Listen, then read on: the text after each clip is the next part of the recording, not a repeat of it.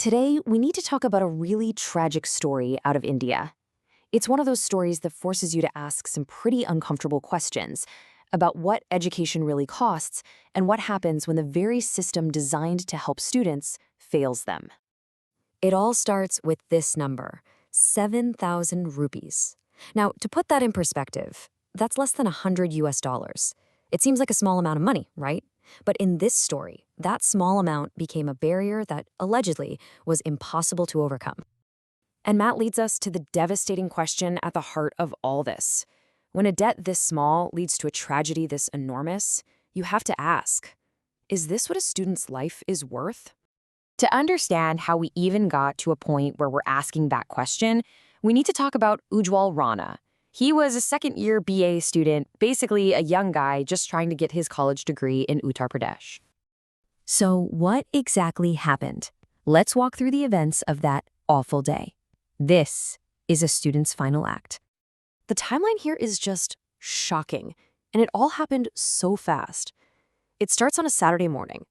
Ujjwal is allegedly denied the form he needs to take his exams, all because of those unpaid fees. And then, in a moment of what must have been just absolute desperation, inside a classroom, he doused himself in an inflammable liquid and set himself on fire. His classmates rushed to help, but the damage was catastrophic.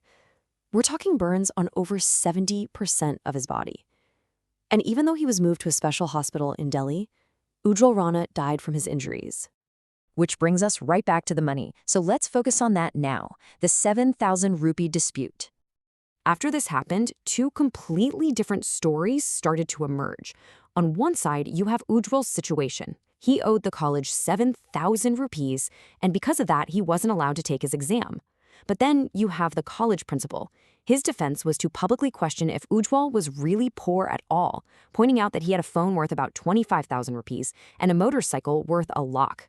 It just shows this complete disconnect in how the whole situation was being seen. But according to Ujjwal, this was about a whole lot more than just money. And that brings us to the serious accusations of humiliation that he made before he died. In a note he left, Ujjwal wrote these words, and they're just chilling. If I die by suicide, the responsibility would rest with the principal and 3 police personnel. This wasn't just a random act of desperation. It was an accusation. He was pointing a finger directly at the people he felt pushed him over the edge. And the allegations he made, they just paint this devastating picture. Ujjwal claimed the principal didn't just turn him away, but publicly shamed him over the fees. He even alleged that he was physically assaulted by the college administration. And maybe most critically, he accused 3 police officers of negligence, saying he'd complained to them before about how he was being treated, and they did nothing.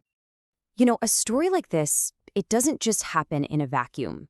It exposes these deep cracks in the whole system. So let's zoom out a bit and look at the system's red flags. When you look closer, you can see all these warning signs. You've got these incredibly rigid policies for collecting fees, with almost no flexibility for students who are in a tough spot.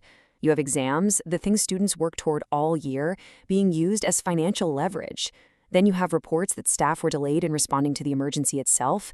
And looming over all of this is what looks like a total lack of mental health support and a huge power imbalance between students and the people in charge. This phrase actually started getting used by opposition political parties there. Murder by the system. And while, yes, that's a political statement, it really captures this feeling that this wasn't just about a few individuals messing up. It was a failure of the entire structure that's supposed to support and educate students.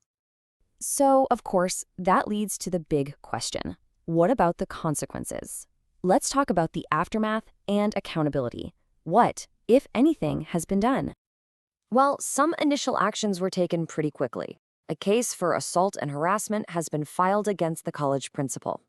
Those 3 police officers that Ujjwal named in his note, they've been suspended for negligence, and the state government has ordered the district to take firm action. So these are the first steps, but the investigation is still very much ongoing.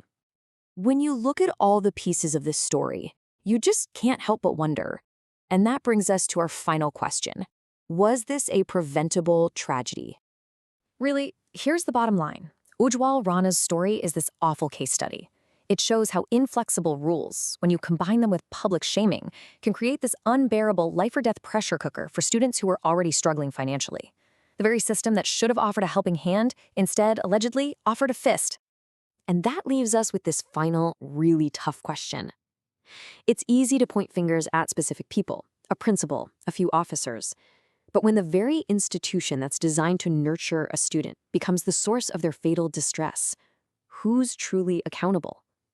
Is it the person, the policy, or the system itself?